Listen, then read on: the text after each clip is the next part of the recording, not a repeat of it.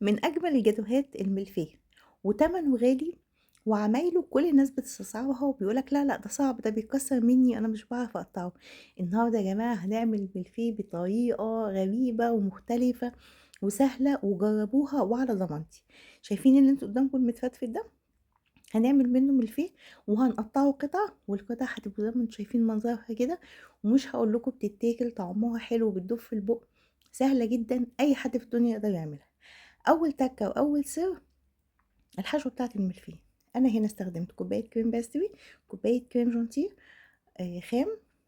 حطيت عليهم حبة كاستر. الكاستر دول أنا عاملاهم، يعني واخدة 3 معالق كاستر، حاطة عليهم نص كيلو لبن أو حاطة عليهم نص لتر مية، ودوباهم على النار لغاية ما بقوا بالكثافة اللي انتوا شفتوها، من غير سكر ولا أي حاجة.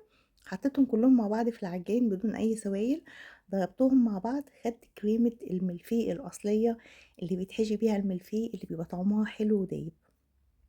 التكة التانية: أنا جبت هنا ملفيه جاهز من عند الحلواني، بيقولوا عليه أم علي. العيب أو الحاجة الأساسية اللي مش بتعجبني فيه إن أنا باحس إن سمنته مش حلوة أوي، أو ما فيهوش طعم السمنة الجميلة أو الزبدة البلدي دي. فباخده أكسره وأحط عليه معلقتين 3 سمنة، وأحمصه في الفرن لغاية ما يتحمص ويبقى طعمه حلو كده وجميل.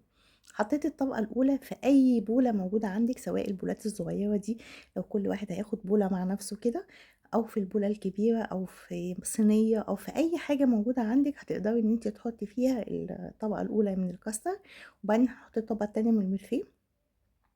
مش محتاجين ان احنا نسقيه او نحط عليه اي سوائل، لان هو اوريدي لما بيبات مع الكاستر كده لمدة يوم في التلاجة بي بيطرى شوية، بس بيفضل فيه قرمشة طعمها حلو برضو.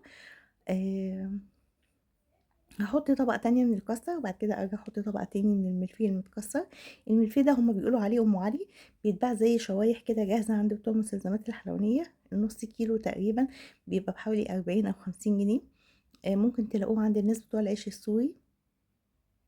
الناس بيجيبوه بيكسروه عشان يعملوا منه ام علي، بس احنا ما عملناش ام علي، احنا عملنا ملفيه.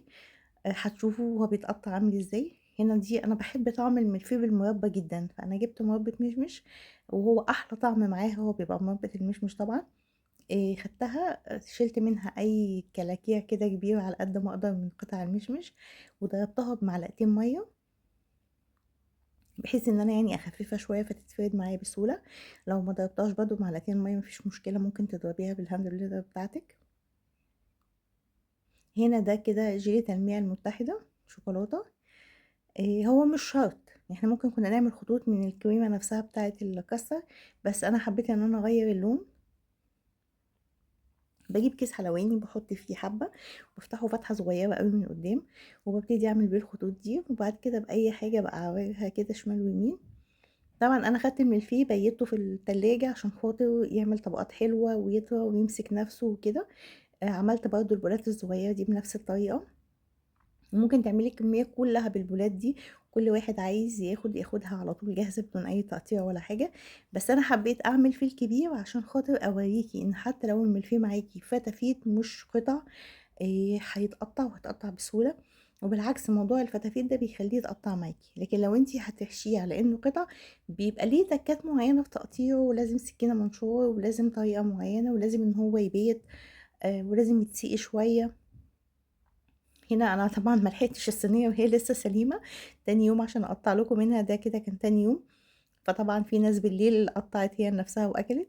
بس انا حابه ان انا اوريكم المنظر، ان احنا طالع معانا قطعه ملفيه كبيره حلوه طعمها دايب بجد. جربوا الوصفه وهتعجبكم. ولو عجبتكم يعني قولوا لي رايكم في الكومنتات، لو في اي سؤال انا معاكم. لو اي حاجه خاصه باي حاجه في انواع الحلويات انا معاكم. انا نشوى ابراهيم كيك، بحب قوي تزيين الكيك والتورت والحلويات. والسلام عليكم ورحمه الله.